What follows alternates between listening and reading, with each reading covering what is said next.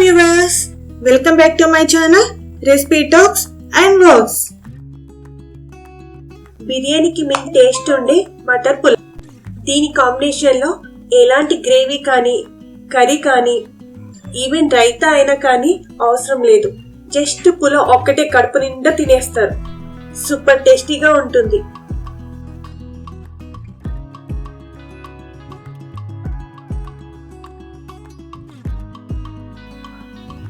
Process లోకి వెళ్తే ముందుగా 1 కప్ బాస్మతి రైస్ ని మంచిగా కడిగి వాటర్ పోసి ఒక 30 minutes నానబెట్టుకోవాలి.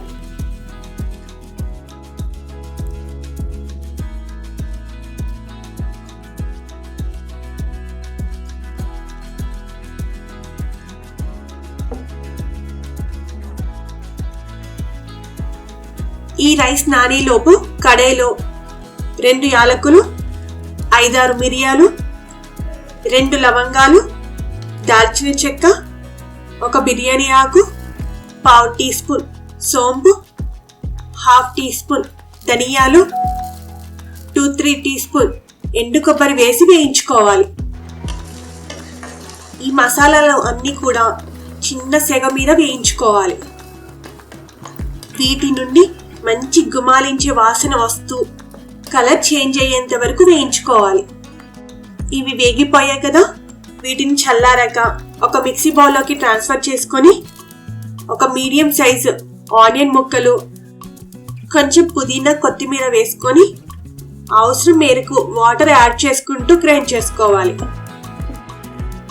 ఇప్పుడు కడాయిలోకి 1 table spoon oil and 1 table spoon నెయ్యి వేసుకొని వేడి చేసుకోవాలి.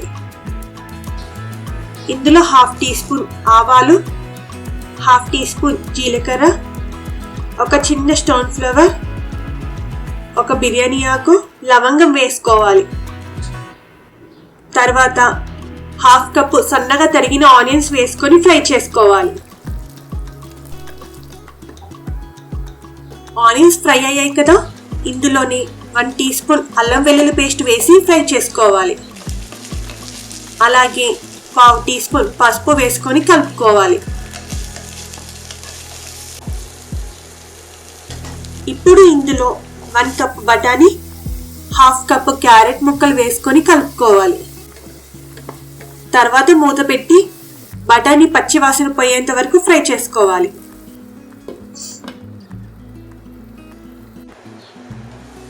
ఇవి ఫ్రై అయిన తర్వాత ఒక చిన్న సైజు టమాటా స్లైసెస్ ని, 1-2 కట్ చేసిన పచ్చిమిర్చి వేసి టమాటోలు మెత్తపడేంత వరకు ఉడికించుకోవాలి.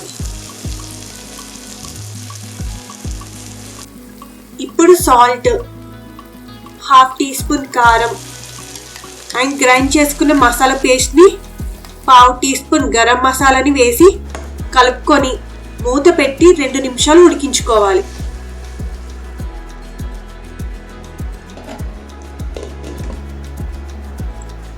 రెండు నిమిషాల తర్వాత వెజిటేబుల్స్ ఉడికించుకోవడానికి సరిపడా వాటర్ యాడ్ చేసుకొని మూత పెట్టి ఉడికించుకోవాలి.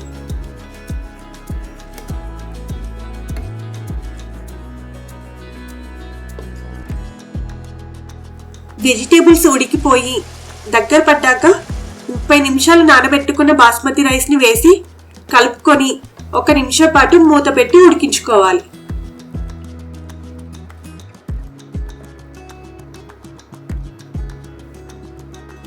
తర్వాత 1 కప్ బాస్మతి రైస్ కి 1 కప్ వాటర్ చొప్పున యాడ్ చేసుకొని కొంచెం kasuri methi, 1/2 teaspoon lemon వేసుకొని కలిపి ఉడికించుకోవాలి.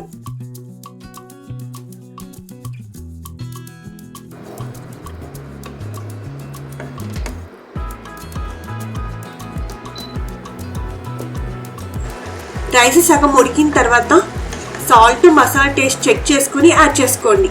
అండ్ కొత్తిమీరను కూడా వేసుకొని ఉడికించుకోవాలి.